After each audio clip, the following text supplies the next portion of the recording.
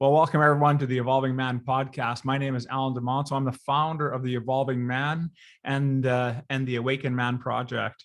Have you ever had the experience of wanting to tell your friends something that was going on in your life, and then at the last minute you pulled back?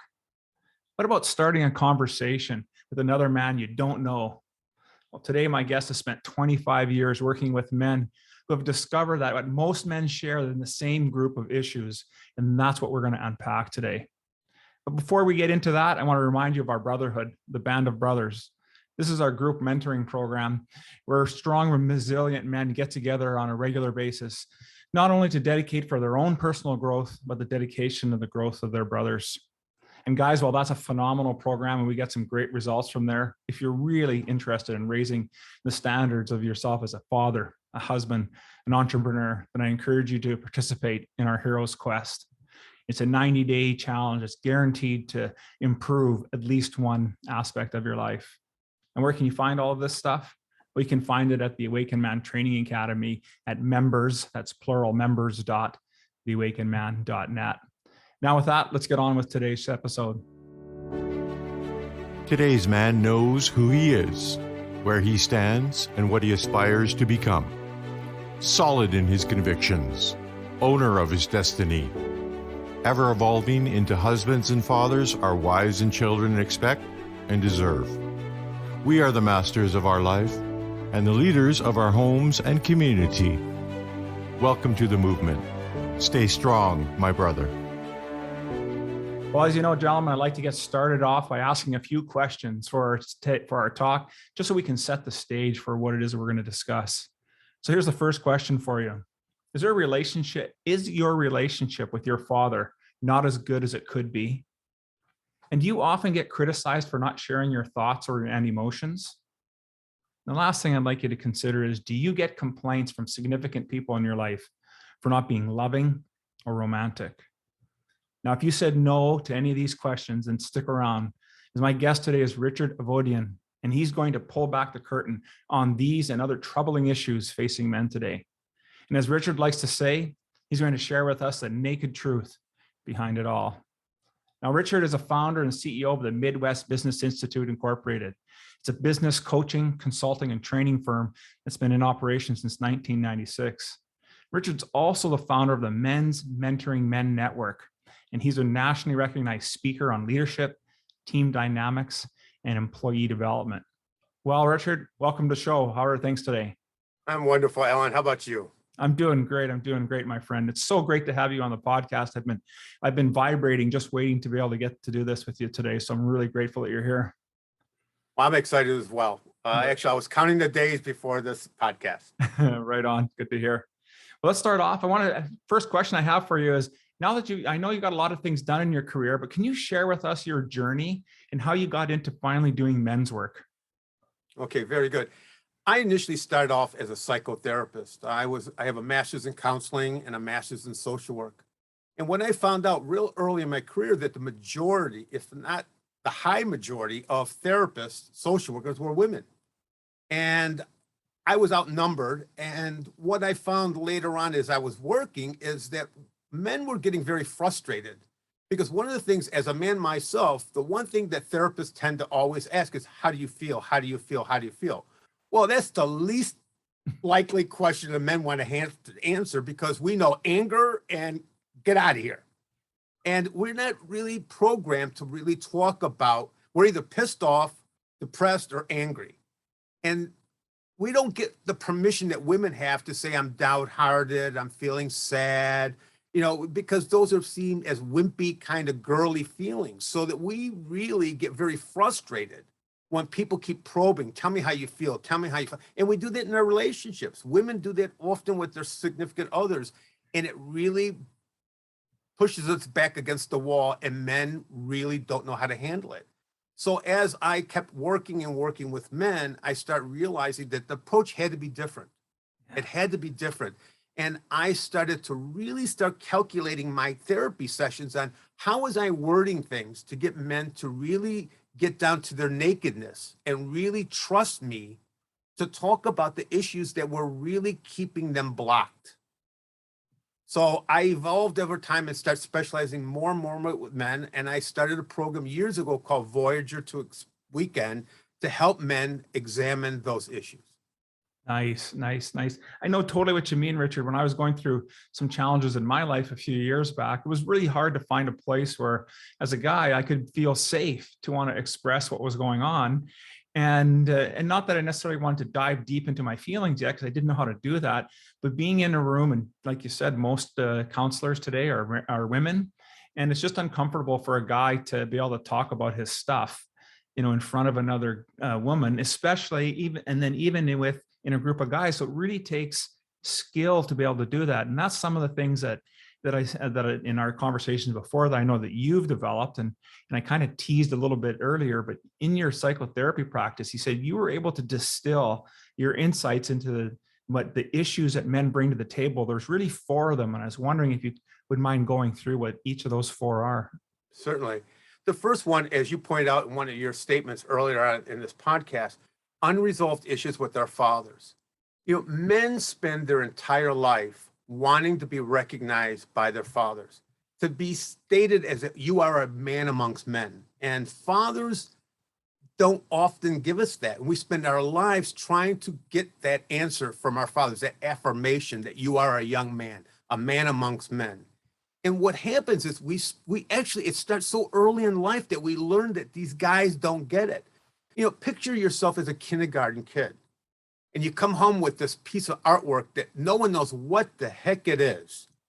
And you take it home and you show your mom, and she puts it in a place of honor, and she gloats over it and just honors it and praises you. And you get all excited. So now the man who you want to hear the approval from, daddy, comes home.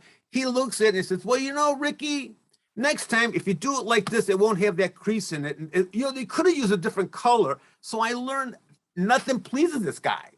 Or you go to a sporting event, and the guy is sitting there and he's watching his son, and the kid strikes out, and the kid looks to his father, and the guy's going, man. So the kid says, again. And I'll give you a great example. I never played soccer. Most of the men that I know don't play soccer, but all our boys were playing soccer.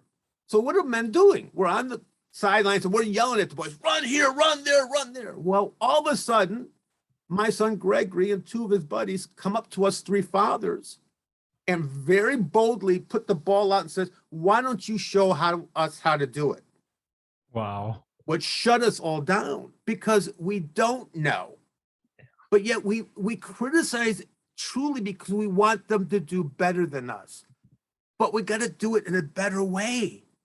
We got to do it in a better way. And most guys spend their entire life. And then what they troublesome is, we think other boys are hearing something different. We think other boys aren't hearing this from their fathers. So we think we're not okay because dad is saying I'm not okay. But other boys' fathers must be telling them they are okay. So now we feel inadequate amongst other boys. Now, that's not universal. And I want to be clear about that. Nor do I want to say that all female therapists aren't effective with men. That's not true either. I'm just saying they were outnumbered. But what happens here is that more often than not, we are hoping and praying to get affirmation from our fathers. And we go through hurdles to try to get that. And if our fathers are deceased, we look at whoever's the next male figure in our life. It could be a mentor. It could be your boss. It's wanting to be told you're okay and you are a man amongst men. That's the first one. Second one is our inability, and this is a tough one for guys. It's our inability to separate love, passion, compassion, and sex. Again, we're not taught how to be romantic, and yet women want romance.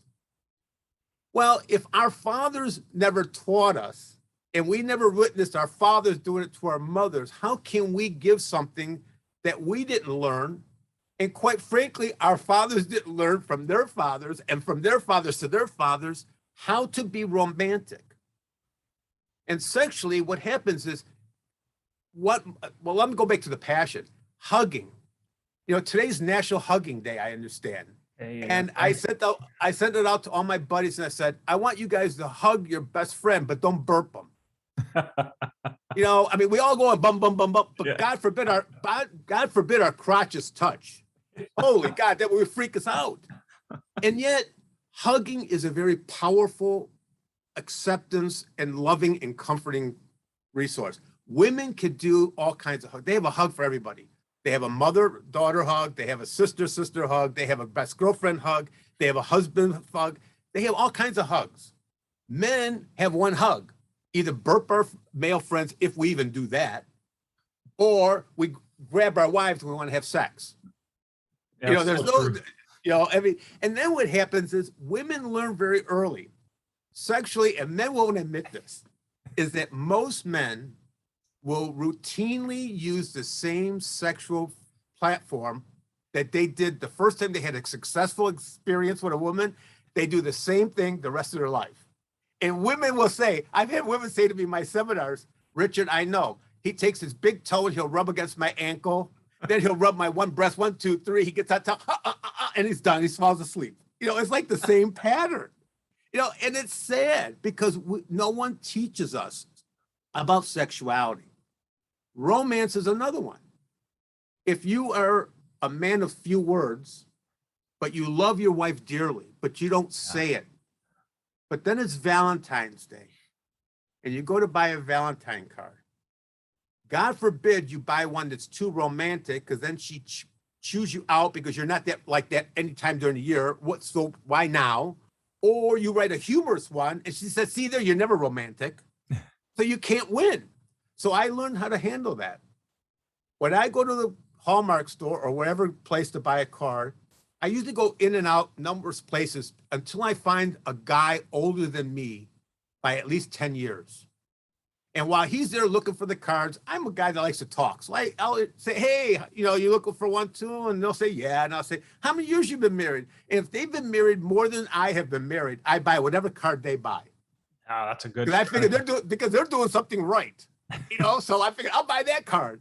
And it works. You know, it is humorous, but it's true. We can't, if we try, then they either suspect something's wrong, or they question why we're doing it now. So we can't win. So it's really very hard for men to even be passionate to a buddy. You know, we have a lot of guys going through divorce that need the support of a good friend. And yet we have a difficulty even asking that. And I'm going to talk about that in a minute when we talk about friendships, that it's really problematic for us to really, just like on sex, I'll go back to sex again. And this is going to sound really ridiculous, but it's true. There was a study done not long ago that the average male does not know how to properly put on a condom. That shocked me. Wow. That absolutely shocked me, that the average male, when they've interviewed, didn't know how to put it on properly. Now, you would think it would be a simple thing, but it's not. I mean, it's really ridiculous that they studied men. That why shouldn't we be teaching our sons that? It's true.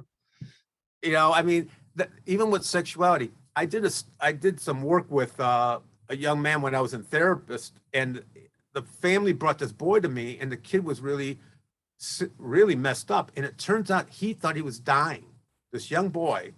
And this is a true story. He was having wet dreams, but he never told his parents because he thought he was ill and something was coming out of him, a fluid that he was sick, because no one ever talked to him about wet dreams. Right.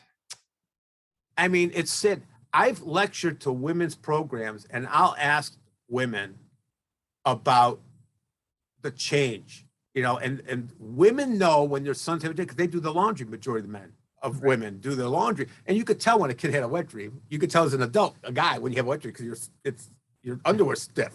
Yeah. But the truth is, fathers don't talk to our sons about that's your rite of passage from boyhood to manhood, and this is what could happen.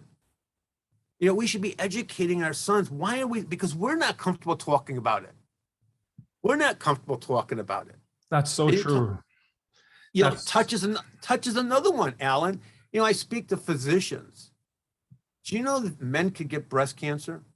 Did you know that? No. Wow. Yes, they can. And men do get breast cancer. And have you ever been examined by your physician where fondled your testicles and taught you how to find out if you had cancer? Of course. Yeah. You have? I've never. Yeah. I've never had a physician teach me how to self-examine myself or ever check me out for breast cancer. And yet I've lectured to family physicians. I've interviewed more men. You're one of the first men that I've ever interviewed that said the doctor actually taught him how to examine himself for testosterone cancer. That's sad. It is. Because they don't want to touch. That's totally unbelievable, Richard, because I guess I just took it for granted because prostate cancer is prevalent in my family tree. So it's something that once I hit 50, I was quite aware of. And so it was a conversation that I was willing to have with well, my prostate doctor. cancer is different. That's different. That's up your rectum checking. Now I'm talking about finding your testicles. True enough, right? That's, so I mean, the whole thing about sexuality, passion are really difficult, and men are very private about it. Mm-hmm. Also, because we don't know when fathers do talk about their sex, the average place where fathers talk to their sons are in a car. Yeah. And they're driving and they'll look to their son and say, your mother said I should talk to you about sex now, but I assume you know everything. So what are you going to say, Ellen? If I was your father and I'm driving, you're in the car next to me, I said, Ellen, Mom said I should talk to your son about sex, but I assume you know everything. What are you going to say? No, Dad, I know nothing? Exactly. Or are you going to say, sure, Dad, I do? Well, yeah, I'm going to lie. Yeah, and he's relieved because he doesn't have to tell you he doesn't know anything. So now again, you assume other boys know because your father thinks you should know.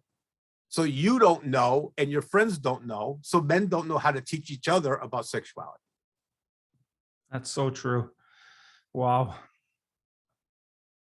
I'm over talking and I apologize. I'm not letting you getting a word in there. No, that's outstanding. I was just listening to that, and you bring so much to light, the idea of, going back to the bedroom stuff. It's so true, right? We're pretty much robotic. We figure out a pattern of something, anything in life that works. We're really good at repeating that, but that doesn't work so great in the bedroom. And then we wonder why our wives are bored with us or tired of it, because we have no sense of adventure or even exploring or even finding out from our wives if they even enjoy what it is that we're doing. Because the way you put it forward, I was thinking of my first marriage, and it's exactly the way it was. It was, I could tell you, right, we started with this, and then it led to this, and then it led to that, and then we were done.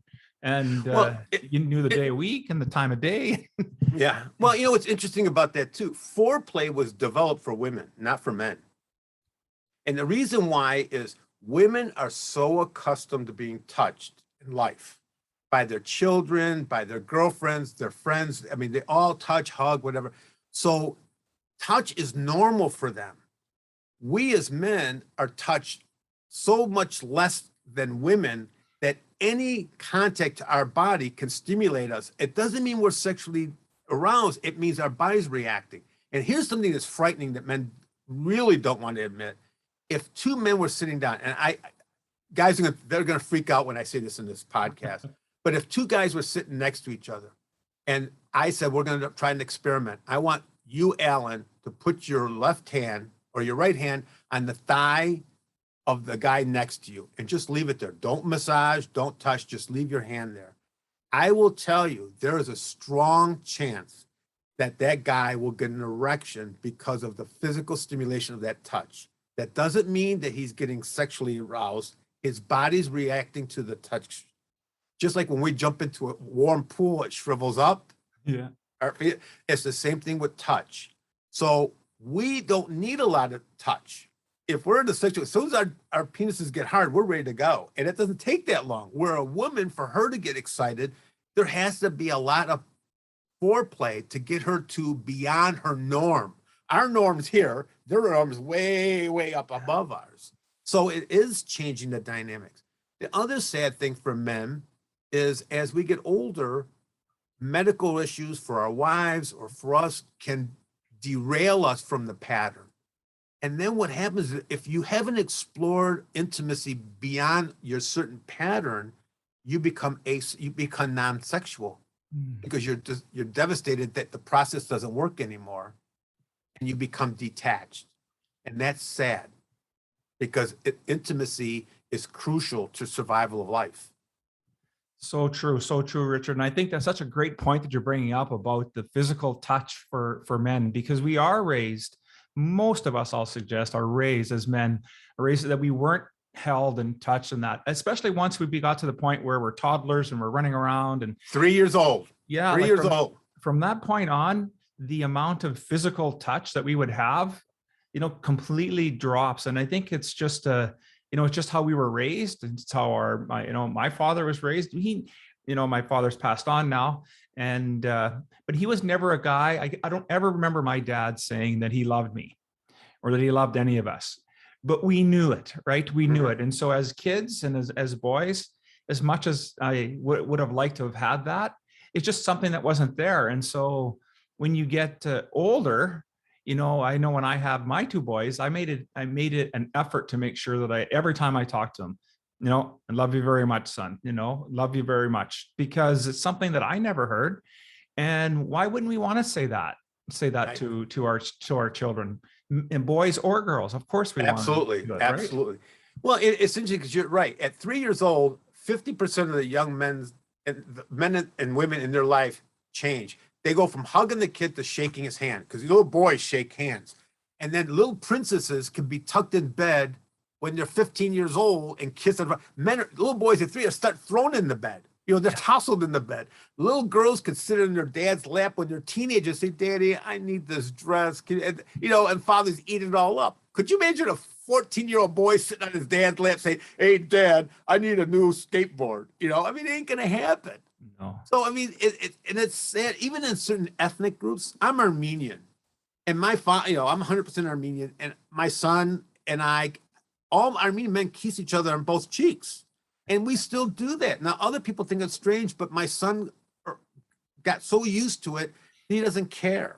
And he does it to his sons. That's so awesome. I'm not saying praising us, but you got to model the changes. And I applaud you for changing what you're doing, because that's the only way it's going to happen, is for us to make strides to be better than our fathers, but honoring the gifts they gave us, as limited they may have been, were the best they could give. Because no father gets up in the morning and says, I want to deprive my son of life. Exactly. Nobody does that. No. So exactly. we gotta honor that they gave us life and learn from those things. Now, the third thing is friendships. This is another very sad component for men, because we strive and many times very jealous of our wives' girlfriends. Women typically, when you ask the average woman how many best friends she has, she'll say 1 to 3. It's either a sister, a cousin, an aunt, or some person they grew up with their whole life. Then they have girlfriends, which may be another 10 women that they socialize, go out to girls' night out with. And then they have girlfriends, the bigger network. Those 3 women know pretty much every intimate detail of that person's life. You ask the average guy, and he'll say he has 4 to 7 best friends. But none of them individually know anything of significance about the guy. They all know one little piece. And the truth of the matter is, we're taught early in life, don't trust other men because they're your competition and they'll use it against you.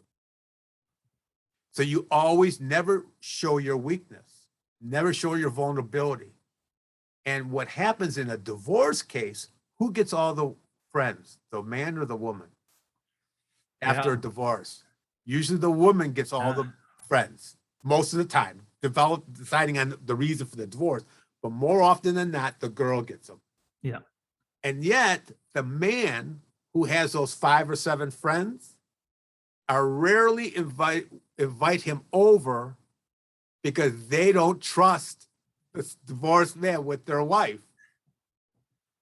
So there's all kinds. So we're very lonely. 2 women could go anywhere together, Alan, and no one says a thing.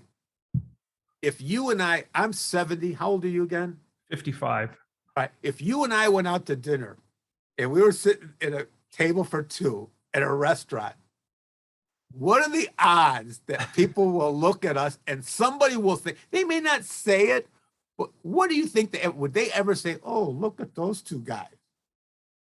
You would think they would say, oh, look at those two guys. You'd think, oh, look at those two guys. The implied thing is that we're gay. Yeah. No, two guys can't go to the movies together, but two women can go to the movies. So we can only do things in herds. It has to be 3 or more guys. True. That's safe. Yeah, that's I mean, so true. so it really, we are very lonely. And I'll give you a funny story. My wife has been part of a group of 15 Armenian women, all married, for over 25 years. Every month they rotate someone's house. The husbands have to leave. I mean, the husband who's in the house is gone. Well, one year, for some reason, some of the guys came and we were in my house and we were in the basement.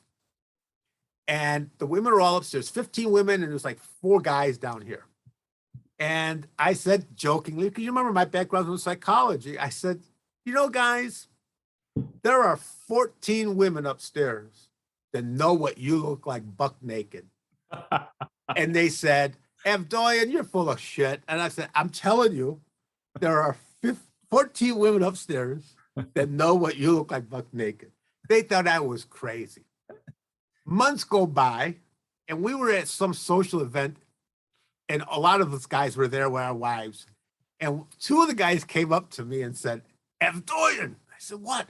I went home and told my wife what you said, and my wife started laughing. She goes, oh, we talked about that the second year we were all getting together. So it was like for 25, I mean, it was hysterical that they were so, guys could not believe it. And I'm saying they're very public amongst themselves, where men are very private. So there's a risk involved. I can't give you my weakness because you'll use it. But what we have to understand is, in brotherhood, we're strengthening ourselves by asking for help from each other and offering guidance to each other so that we all become better husbands, fathers, friends, involved in a community and such. So friendship's a really potent thing that men really desire and need. The 4th thing is abuse, be it any aspect of abuse, sexual, emotional, physical. Can you imagine? Think of what we do to females who have to testify about being abused. They rip those young ladies apart. Yeah. Could you imagine what they would do to a young man that went in there and said, I was abused? One being by a woman would be horrendous. You weakling, how could you let that happen? Da, da, da, da, da. If it was by a man, why did you let him do it? What's wrong with you? Da, da, da. I mean, so, and there's been more and more cases that I worked with in my practice. You'd be surprised. You'd be surprised. The number of young men abused or taken advantage of by males and females in their lives. So it's and physical, emotional abuse is even worse, because that's long standing. That's something that goes deep, deep, deep. They're all very abusive, and they really bruise you up all around, but the impact is lifelong. It's not something you can just get over. First of all, you have to really cleanse yourself with acknowledging it, owning it, and realizing it's only a portion of who you are. It doesn't define who you are, but you have to acknowledge it in your nakedness. You got to be naked, vulnerable, and say, this happened to me, but I'm somebody in spite of this. I'm more than this. And the only way you could do that, I believe, in men's work is to do it in the company of other men that are trusting and open and supportive. You can't do it alone. Totally agree, Richard, so much. That's just outstanding. And I just want to touch on a little bit on the friendships piece. And I think that everything you're saying is just resonating loud and clear with me, because I have some close friends too. And it's interesting when we get on our conversations together, if it's just myself and one of them, we'll have a conversation and I'll say, well, did you tell so-and-so that, our other buddy? No, I haven't told them that. Then I'll have a different conversation with the other buddy. And did you tell our other friend that? No, I haven't told him that. And you're kind of like, I'm doing men's work and I'm sitting here in the middle going, well, is it my role now to share each other's stories, to get them to come into a room with other men, to be able to be comfortable enough and know? Because the only way that we learn how to be men and to have true healthy masculinity is to be in the company of other men Absolutely. doing this work. We don't do it with our wives and, sharing all this stuff with our wives. That's great, but we're not developing ourselves as men when we do that. We develop when we get in the company of other men, and to be able to say that and have an understanding back to, affection and passion. It's really about learning for us to learn how to be intimate with that's non-sexual. I agree. That has strength and power, right?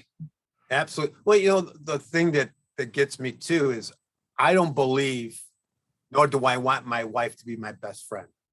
We had a big argument about this throughout our whole marriage, because when you go and buy a Valentine's card, it'll say my lover, my friend, my this. My wife, I'm not her best friend. Her best friend's her sister. I know that's her best friend. Now, a best friend to me, when we got married, in most marital ceremonies, there's usually 2 candles that light one. My wife, as I see it, is part of me. We are one because we became this. My best friend has to be a male in my mind, because I want to talk about, when did your scrotum start to sag? When did you have this in your life? When did you do this? My wife doesn't come to me and says, honey, my breasts are sagging. What do you think I should do? How the hell would I know? She's going to talk to her sister. Exactly. I don't get it. Here's another example. When my wife would be looking at the Sunday paper, and she'll be looking at the department store stuff, and she'll be looking at different things, and she'll, while looking at the paper, call her sister, Chris, your bras are on sale at the Macy's or whatever department. They're on sale, and they'll talk about their bras and the sale, and I'm thinking, oh, my wife knows her sister's breasts. Bra type or size, whatever. So I'm thinking to myself, okay. So I was reading the paper one Sunday, and I thought, okay, I'm going to try it. Jockeys were on sale. So I called up my brother-in-law and said, John, guess what? Jockeys are on sale at Macy's. He thought I was freaking nuts. And I'm thinking to myself, why is that any different? If you and I go to the gym and I see that you were Calvin Klein underwear, and I see myself, why wouldn't it be strange for me to say, hey, Alan, TJ or whatever, some department store has your underwear on sale. Why is that such a weird thing? I just don't understand it. I mean, now that sounds corny to some guys, I realize it, but why would that be so strange? It wouldn't be strange if I said, hey, that piece of tools you want, it's at the hardware store on sale. Yeah, it's almost like we have no fly zones when we come to certain things, right? And it's all made up stuff, right? It's stuff that wherever it came from is just not real, and we just have to break free from that, and it's funny, but it's so true. I wanted to ask you, in your work also, you said there are 3 things that men tend to hold on to, right? It's that give us the most grief. And I was wondering if you can tell us what those are, and what in your work, would you suggest we do to overcome them? Well, the 3 are fear of exposure of who we are, and that the illusion or the costume that we're wearing, we're fearful that someone will find out that it's a costume, that we're not really underneath our nakedness isn't what is projected by the costume. So the fear of being found out.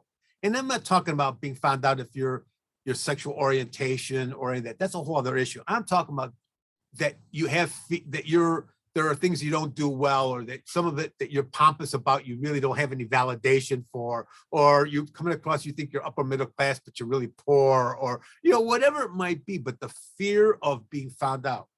The second one is shame. Shame about experiences that we may have in our life. And I'm going to tell you one of the most common one. And again, I may shock some of the people in your audience, but one of the biggest shameful things is homosexual experiences during adolescence.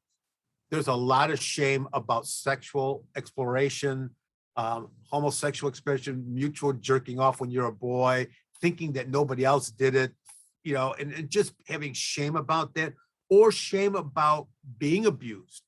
And not wanting to expose it, and the shame that goes with why me, and just feeling inadequate, and just the shame associated with whatever, or something that you did to someone else, that maybe you took advantage of a younger boy, or did something that you're ashamed that you did, and the fear of that being exposed. and secrets is just what it means. Secrets are things that you either fantasize about or question. Um, when I had, I'll tell you, when I had my first training as a sex therapist, I went to a seminar. It was for men only on male sexuality.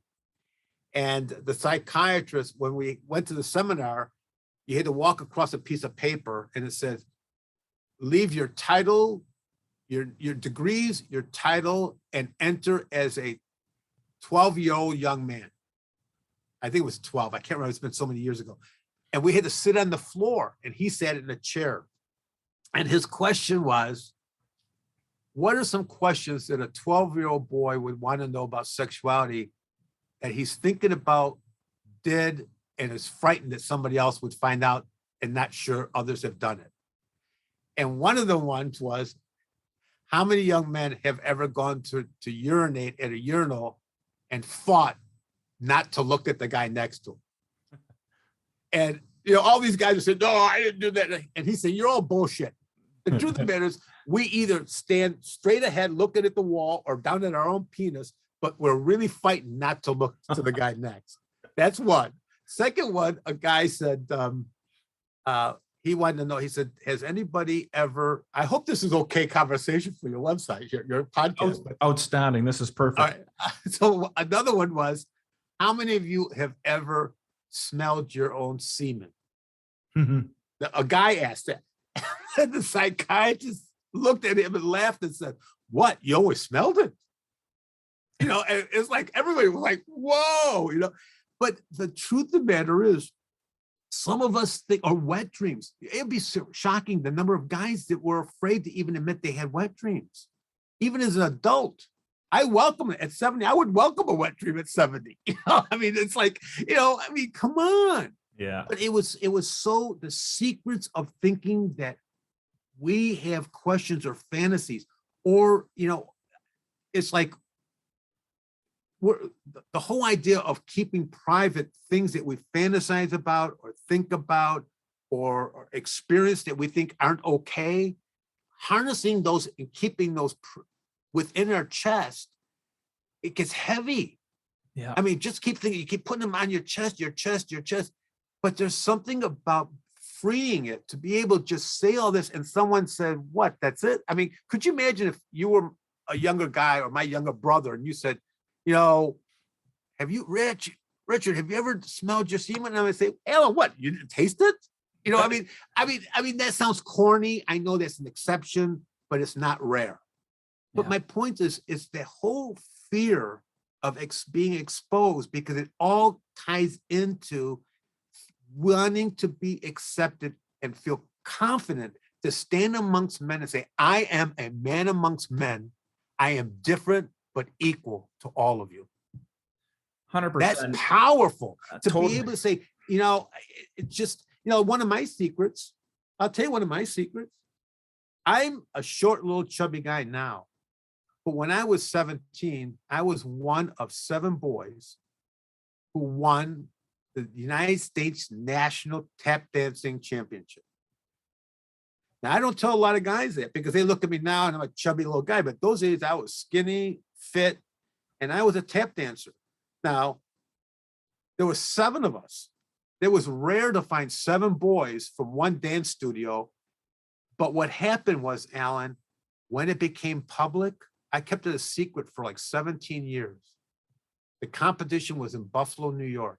Yeah. I lived in Niagara Falls, New York. It was in the Sunday paper. When I went to school in September, we had high school fraternities. My fraternity brothers met me at the front door of school and kicked me out of the fraternity. And they called me Mr. Tutu my whole senior year because I was gifted with the ability to dance. And I kept it a secret. Mm. And the shame that came when they confronted me, I never danced again because I allowed them to steal a gift that I had. I wonder how many young men in America or in Canada or around the world that have a talent that has been stifled, ridiculed, or laughed at that we stopped doing that was really a gift that we had to give mankind.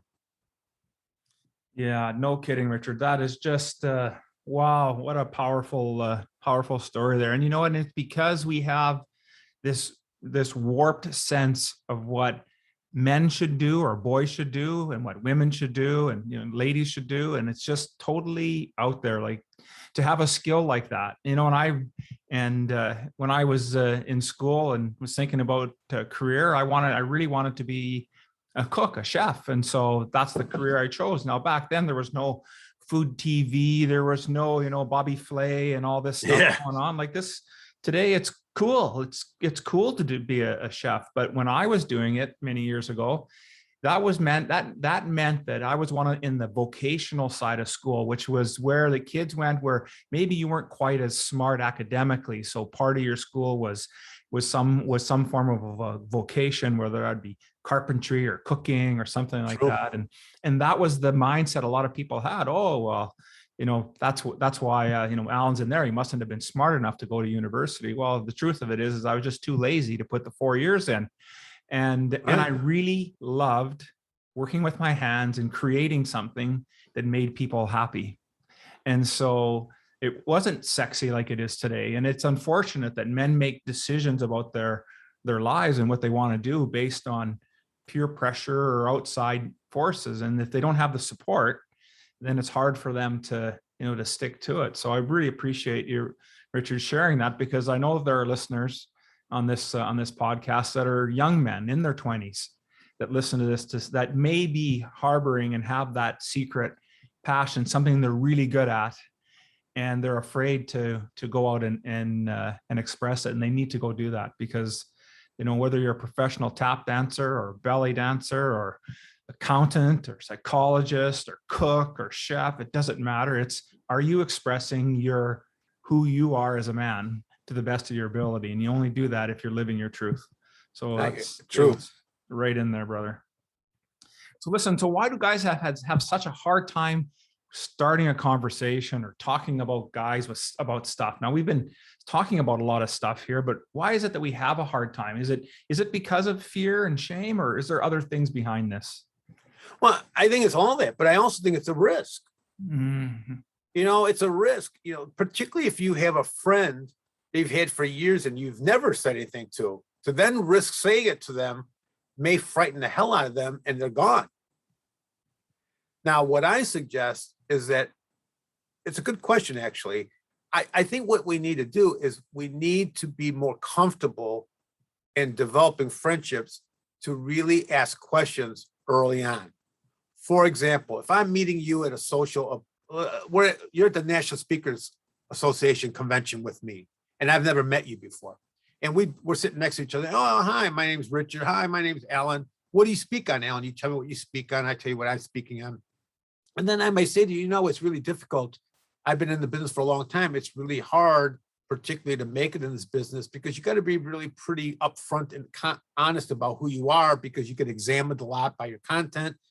Have you prepared yourself, Alan, for being dissected up in this thing? Well, what do you mean, Richard? Well, people are going to probe you about, you talk about relationships. Have you been happy in your relationship? Do you know? I mean, so and if guys can't handle it, then you realize this isn't the right guy for me. I think sometimes you can't go and just vomit up and ask questions, because that's a little too much, but you got to be more comfortable. And one thing is, what do I'm very bold, because to me, I look at life is too short. And I may ask you right up front, Alan, in this day and world, people divide each other by liberal and conservative. Where do you fall in that? And sometimes I'll say, well, I'm fiscal conservative, but socially liberal. And I tell people right up, well, then you could tell well. And then they said, well, what do you mean by liberals? And I said, well, I lived in a community in the college in the 60s. I was a hippie. I'm very upfront. So that if someone's that upfront, but if someone is very private and offensive, then you got to be cautious. If they say I'm a very strict conservative, then you got to decide. That's a very big cue. I'm a little more left on certain things. This isn't going to be a good match. Or you say to them, well, do you have any friends that are pretty liberal compared to you? And they say, oh, yeah, one of my best friends is. Oh, really? Okay, then he's open to it. So I think we got to be bolder in asking questions. and not just asking, what do you do for a living? Which is our first question. What do you do for a living? Yeah. So I again, it takes trial and error. And my point, if I offend you, then it wasn't a good match. It wasn't my intent, but I'm not opposed to asking questions. And if you're offended by it, now you can say to me, Richard, that's a little too personal. Oh, I appreciate that, Alan. Well, now I know he's a little guarded. Maybe I got to give him a little time, but maybe I'm a little too forceful with him. It takes comfort. The more comfortable you are in it, and here's how I look at this, is I know where I'm weak because I've done a lot of work on myself, and I know where I'm strong. No one could hurt you when you know where your flaws are. If you could verbalize your flaws, then like some guy said to me one day, you're a short little fat guy. And I said, you're pretty observant. I am. I'm trying to lose weight, but thank you for being so observant. I am a short little fat guy. I could get pissed off about it, but the truth of the matter is he wasn't. He was very fit. Well, if you need that to feel good, sir. Yeah, exactly. For you. But I know I'm a short little fat guy, but I'm also very good at what I do. So it depends on the more you cleanse and are comfortable in your nakedness, no one can hurt you. No one can hurt you. Absolutely. Absolutely, Richard. Absolutely, for sure. And I think it's important. I like how you talked about, being able to take some risks and to look at something outside of that. What do you do for a living? And I think, that's such a great little piece there. I hope guys were able to pick that up and to really get a handle on that, because it's important that we learn to have conversation starters and have those and be able to step out of ourselves, out of our comfort zone and be able to have conversations. Now, part of this must have rolled into, now you've started this men mentoring men network. And I wondered if you could talk a little bit about the network and the program and the purpose and everything around the program. Okay. Well, I created it because, like I said, I was on the national speaking circuit doing a lot of corporate training for companies all over the United States. And at 70, I don't want to travel as much anymore. And I really have given up that portion of my business and going back to what I really started speaking on in the very beginning, which is mental health, men's issues, and what have you. So I came up with Men Mentoring Men Network, and there's 3 components. There's the seminar called MASK, M-A-S-K, Unity, Revealing the Man Behind, nice, which is based on what we just talked about, but much more in depth on each of those components. And the guys that come to the seminar will do personal work related to those things in a group format. And that's a very intensive half-day seminar. The upsell, if you will, is Voyager Weekend, which is a weekend, again, based on the first component, masculinity, 4 components, but this one goes even deeper into really getting down to your naked truth, where it's really more not just acknowledging what the issues are, but within the group, helping you come to peace with it, to break away, in a sense, own your testicles. Sometimes we give them away, and through this work, it's for you to get them back and say, I am okay as a man. It's a weekend, very intensive, 8 to 12 guys max. And there's numerous of those going to happen. And then the third thing is a community, which will be a membership online community. And we'll have breakout groups where men could just talk about bisexuality, marriage issues, finance, retirement, health, nutrition, spirituality, where I'm going to have other men that are knowledgeable to facilitate those discussions in a membership community. And I'm going to be launching this. The website's not up yet. So I'm in the process of launching it really soon. I'm working on the dynamics to do this. And it's my mission for this year and the rest of my career. So that's outstanding. If someone's interested, they could, at any of these things, they could email me at richard@richardavdoian.com. Avdoian spelled A, V like in Victor, D like in David, OIAN.com. And if you are going to email me, please put in the memo, I heard you on Alan's podcast, so I don't delete you if I don't know your name. Outstanding. Well, Richard, I want to thank you for spending time with me today. We unpacked so much about, and shed a lot of light on men's issues, some of the biggest stuff that we're dealing with, and you've really given some really good ideas and keys and tactics for us to help really expand and get to own ourselves and to take the mask off of the masculinity that we've been burying ourselves in from past conditioning. So I really want to thank you for being on the show, and I really appreciate you being here today. Well, it's an honor. I really appreciate the opportunity and the invite. So you have a blessed day, my friend, and continually do well in your work. I'll be supportive in any way I can. Right on. Thank you, brother. Thank you for listening to the Evolving Man podcast. Are you ready to own your destiny? To become more the man you are destined to be? Join the brotherhood that is The Awakened Man at theawakenedman.net and start forging a new destiny today.